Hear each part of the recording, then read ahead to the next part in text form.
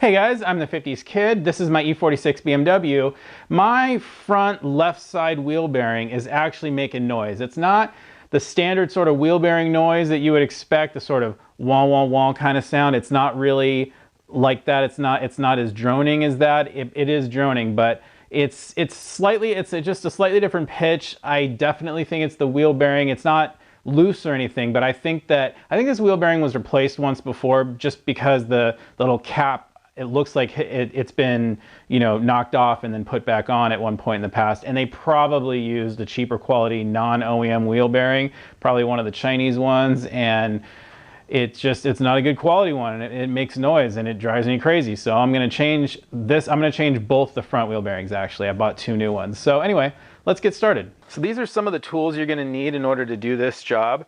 To get the brakes off, you're going to need a 7 and a 6mm Allen, as well as a 16mm socket, along with a ratchet to use with those. You're also going to, I like to use an S-hook to hang up the brake caliper from the spring. You're also going to need a large screwdriver to use as a pry bar. You're going to need a hammer to use with that same screwdriver as well, because you need to actually knock the little ears on the wheel lock nut free so that the wheel lock nut can spin. You're going to need a 46mm socket to get that wheel nut off. Unfortunately, 46mm, there's nothing you can do. You got to buy it. It's about 15 bucks. Link in the description. And you're going to need either an impact driver to use with that, or you're going to need a large breaker bar. Either one will work. You're going to need a set of these 2-jaw pullers. You can get a set of 3 from Harbor Freight for like 20 or 30 bucks. You're going to need the large one in order to pull the wheel hub off, and then you're going to need the medium one in order to get the inner bearing race off, because that's going to stay behind. And in order to use the medium jaw puller properly, you're going to need a little like hardened washer of some kind in order to have something for the forcing screw to pry against. You're also going to need a ring clamp in order to keep the jaws from spreading open as you try to pull the bearing race off. And then you're going to need to modify this tool further. You can see that the little ears right here have been ground down on a bench grinder. If you don't have a bench grinder, you can use a hacksaw to make a cut this way and a cut that way in order to get that little piece out of there. But you need to actually cut that down so that you can actually grab into the little ears on the bearing, or the little groove on the bearing race, and pull it out. And then, of course, I like to use an impact driver to help with some of these things, but it's not these aren't absolutely necessary. So the actual special tools are going to be in this section right here. You need the 46mm socket. Oh, and I forgot, you also need a 36mm socket in order to drive the brand new wheel hub on. And you'll do that with a hammer. That's just kind of the easiest way. That way you don't have to buy the special BMW tool that costs $200 in order to drive the bearing race on. So you can do it with just that. But anyway, these are going to be the special tools I think that not everybody is going to have. As far as impact drivers, you don't really need them. Everybody's got ratchets and breaker bars, and these are typical sockets. Everybody's got a hammer and a screwdriver. These are the special tools that you're more than likely going to have to buy. A set of these 2-jaw pullers, 46mm socket, 36mm socket, ring clamp, and then get yourself a hardened washer of some kind. You can find hardened washers at the hardware store. So this is why I think it's been replaced once before. You can see that it's kind of bent right here. That's my clue. That's what I think. So we need to get the brakes off of here.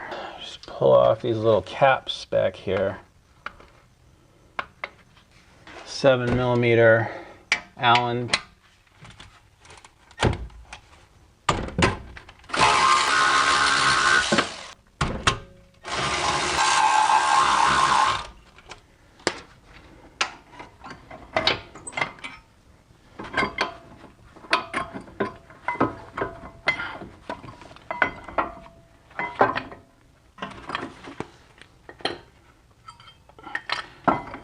Would have been advantageous to pull the little sensor off first, but no big deal.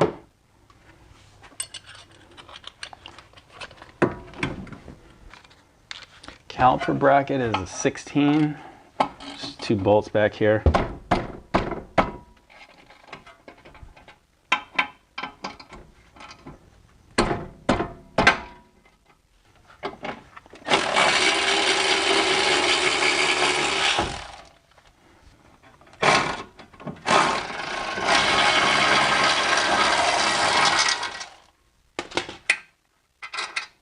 This one's a 6.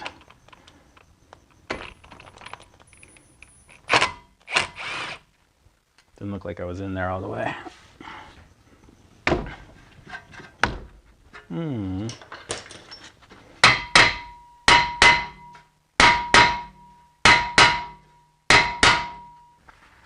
I might need a bigger hammer.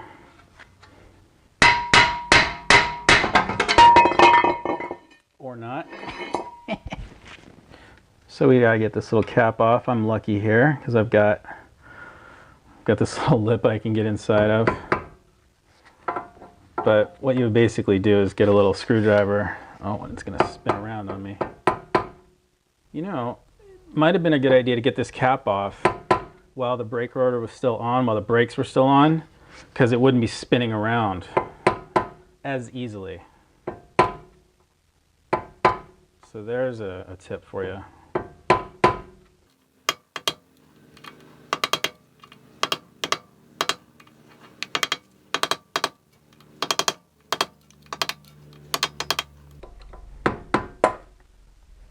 Definitely replaced before.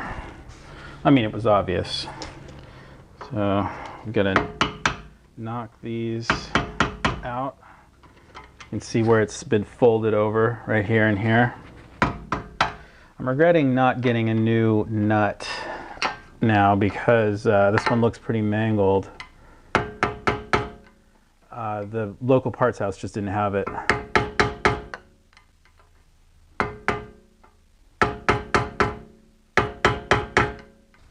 That should be good enough. For some stupid reason, this is a 46 millimeter nut. So you need a special socket, which is like, I think it was 15 bucks on, you know, eBay, Amazon, after shipping and everything. There's just no way around it.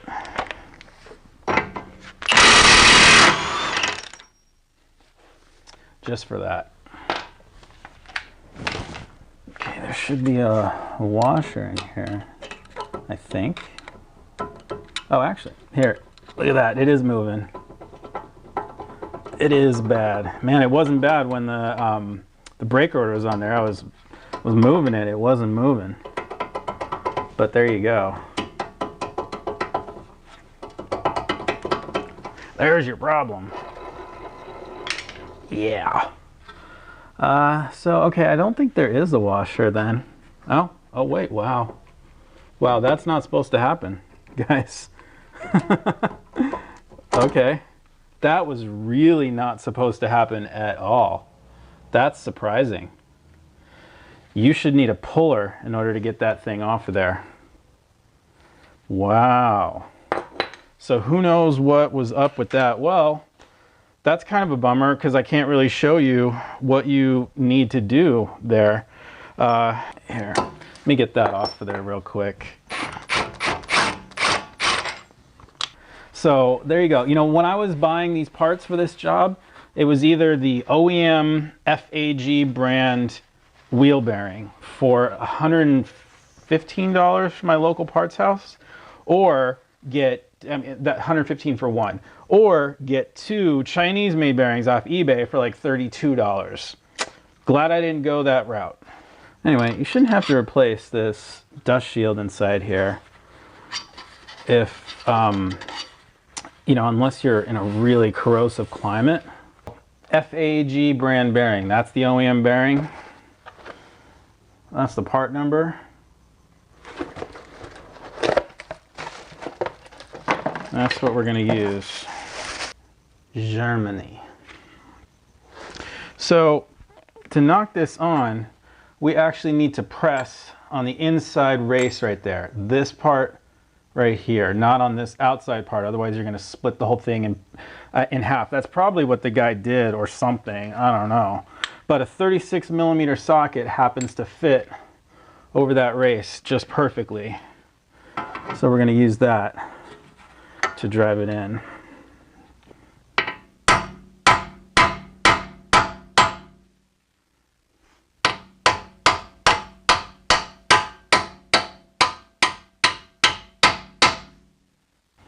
And unfortunately, I'm reusing that old nut, like I said. Don't want to. I don't know. I'll probably buy a new one. You know, it's easy to replace afterwards. And I particularly want to replace the cap. Yeah, because that's seen better days. So you use the nut to drive the bearing on all the way home.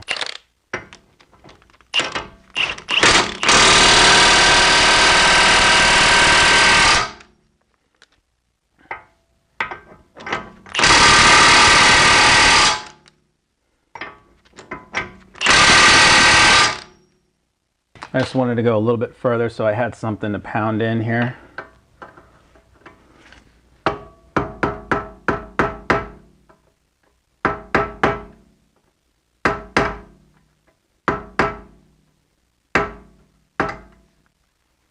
This just prevents it from backing out. So I get my cap all cleaned off as best I can. I definitely want to replace the cap.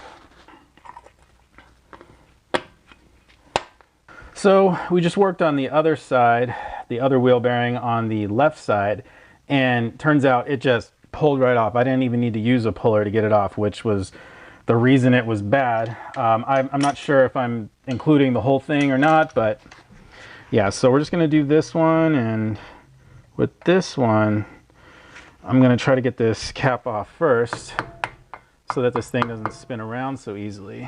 And it looks like this cap's already been off as well. So I'm expecting to see the same thing as the other side. Hopefully it doesn't just fall right off though, because I really want to show you guys what's involved with this. Yeah, so same guy, putting grease in there. I mean, you know, I suppose it's not a bad thing. If you're in like a rusty environment, you can put some grease in here that can kind of help with the rust. Why not? But here in California, it's kind of unnecessary. Ooh, that one's loose too. Feel that. That one's just gonna come right out of there. Sorry, guys. This kind of might be a lame video after all, in a certain sense. Okay, let's see if this pulls off. It feels like it wants to pull off, but you know, I'm gonna show you. Anyway, this is what you would do. I got a set of 3 of these, you know, 2-jaw pullers at Harbor Freight. They're pretty cheap. They're 20 bucks. You just need these.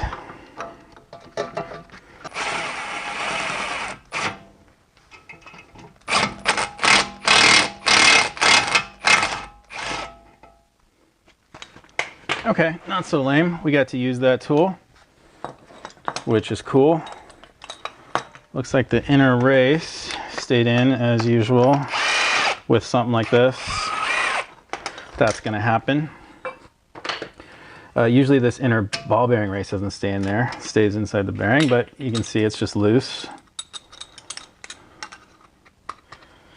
What did stay inside here is this race inside here. Luckily, there's a little lip on it, which is awesome. Apparently, some of the aftermarket ones don't have a little lip.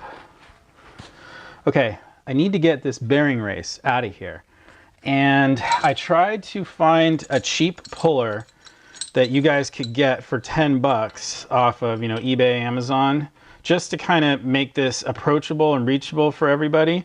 But the issue with this puller is that these bolts that keep it together are actually too close to the spline here. I can't actually, I'm barely able to actually get like a washer in there. You got to get like a washer in there so that the inside forcing screw has something to push against. I'm just barely able to get this on and everything. If I struggle with it, I could actually get it on. But the problem with this puller is that even though you've got these bolts right here, there's really nothing to keep this from moving and spreading and to keep those fingers from like unlocking. It just doesn't really work. It's kind of a piece of crap. So I've gone back to my original idea of modifying the second puller that comes with this set of 3. This is the middle one that you get from Harbor Freight. I've gone ahead and modified it by grinding the fingers right here so that they are just small enough to actually grab into the little slot inside there. I'll show you the slot once I get the thing out of there. But then, you know, we need a way to actually hold these fingers in. I had to move make it so that they were extended longer. They were originally in this hole. I moved them to this hole. And like I said, we need a way to actually keep the fingers from spreading out. Otherwise, when you pull on it, the fingers are just going to come off and spread out. So I've been using a little ring clamp that's already kind of deformed and bent into shape here. I already tested this and the bearing race started to move, so I know this is going to work. And you need to get it in at an angle right here. You've got like just enough room here and here. If you go down here, this is where the actual sensor is for that's the wheel speed sensor. So if you go there, you're gonna hit it, and that's not gonna be good. So with a little bit of wrangling here, I'm going to be able to get this on and use this. So here we go. I've got this thing on now. I got to make the clamp tight, nice and tight, and then should be able to just get this out of here nice and easy. Hold on, it's getting a little loose there. The little clamp got a little loose because before it was on that center section. It was on that little center spline, and then it came off of that, came to the threaded part, and so the clamp let up tension. So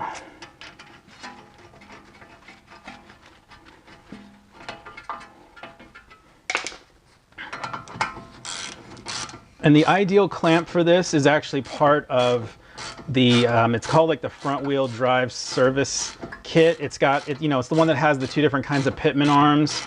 It's basically got like 5 clamps in it. And I believe one of the clamps in there, I'll throw a picture up on the screen, would be the ideal clamp for this. I just don't have that kit yet, but this is working.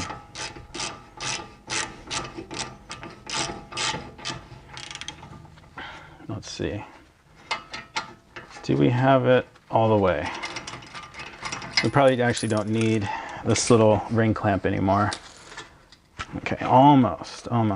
This time I'm just going to grab it by the outside now that I can get on it.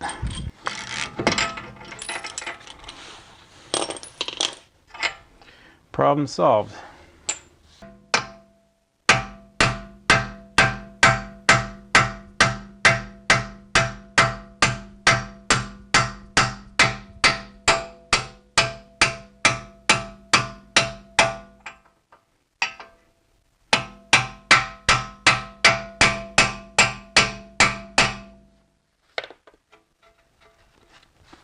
So just try to hit it straight, try to keep the socket flat against it as best you can. Should be wearing earplugs, this is gonna hurt.